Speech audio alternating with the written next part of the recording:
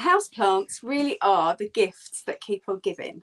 Take these 4 that I've got here, for example. So I've got a variegated devil's ivy, a Swedish ivy, a silver inch plant, and also the humble but much loved by myself spider plant. Now, all of these came to me from friends and family. They arrived as tiny little plantlets, which they grew from existing plants, and now no doubt they received theirs from other people with plants like these too, because they are so easy to propagate, and it's just like getting houseplants for free. Now, you can do this with lots of houseplants, this technique that I'm going to show you today on the Virtual Village Haul, but not all houseplants. I've put a little list in the video description above, so you can have a check to see if you've got any of those.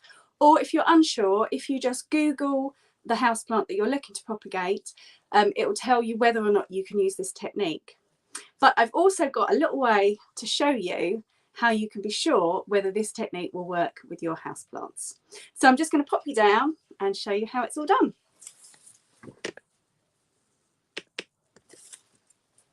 So the first thing is just to determine whether or not you can use your particular houseplant. So I'm going to show you here on a silver inch plant. So you see these little nodes, all of these are called root nodes. And if you look very carefully, you'll notice that there's some tiny little roots growing off of that node, and that shows that you can use this particular propagating technique for these plants. So that's what you're looking for. It's the same with my silver ivy plant, my devil's ivy, and also the spider plant's slightly different, because if you know about spider plants, they have their own little plantlets which grow off, which I'm going to show you now. Here we are. So here's one still attached, but again, it's got little roots, so you'll be able to tell whether or not you can use these sorts of plants for propagating. And it's very, very simple to do. There's a couple of ways to do it. So the first is to use a jar of water. So just make sure it's tepid water. So just cold water with a little dash of water from a boiled kettle. You take a sharp knife or scissors, and you want to cut just below that root node, like that. So I've left the root node on and the cut's just below. Oh, I've cut the wrong bit. Let's try that one again. So cut that, and then I'm just going to take a couple of leaves off, because we don't want them to sit and stagnate in the water and cause sort of bacteria that will rot the plant. And then you simply just put it in the water, and within a couple of weeks the roots will grow, and then you can pop it into a plant pot with some soil in, which I'm going to show you how to do now.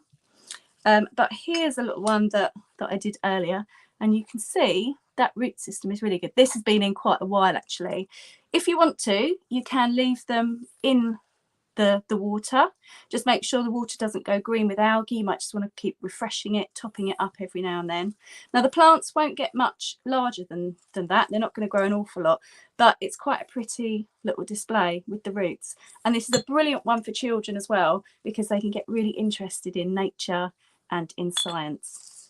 So that's how to do it, just in water.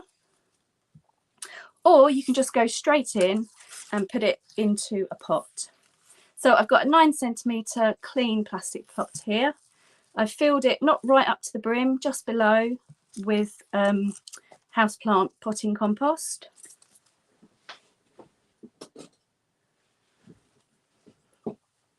I do exactly the same thing. So I take my plant, find that root node, cut just below it, remove a couple of leaves, and with this one I can actually get a couple out, because these root nodes go all the way along.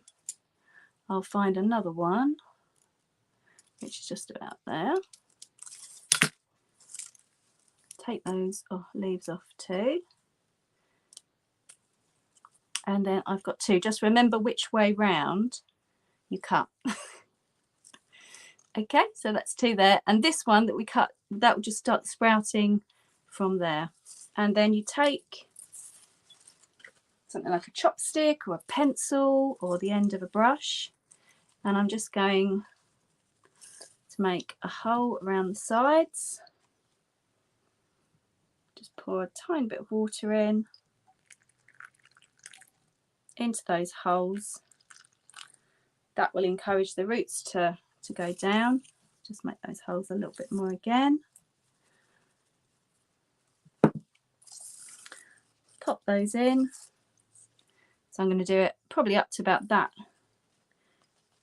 root node there. Firm it down lightly. Keep it watered, sort of keep it moist but not too wet. We don't want them to rot. And again, within a few weeks, those will take root, and then they'll get big. They'll be big enough to pot on, and then you can have some superb house plants for free. And as I said, you can do that with all of these varieties. The only one that's slightly different is the spider plants. So all I would do here is just remove the tiny little plantlet, and that can either go into water, but just make sure that the whole thing isn't submerged. So you might want to do a little grid, maybe just with some wire or something, so that just rests in the water. But these can also just be in the same way. Small hole.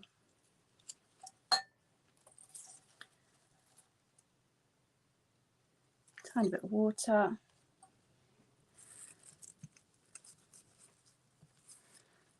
Pop that in.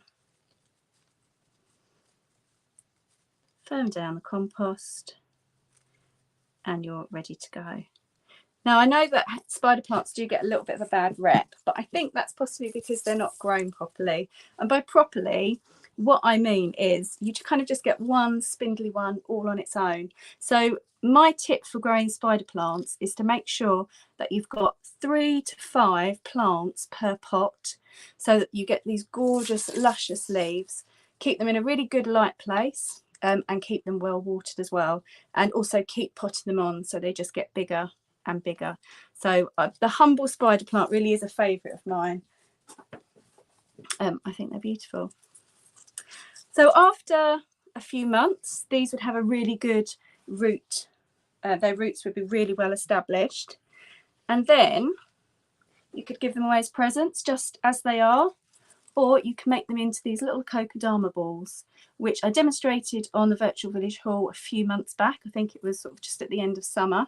So if I've put the link to the video in the captions, so you can have a look at this session all over again and make your own kokedama balls too.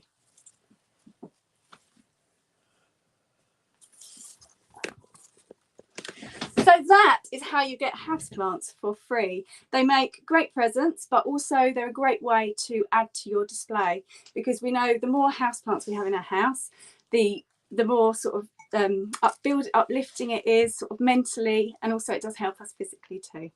So thank you so much for joining me on the virtual village hall today. If you have got any comments or questions, please do put them in the comments below, and I'll go through afterwards and answer them. If you've enjoyed today, please do like it, share it with your friends, share it in any gardening groups that you are involved in.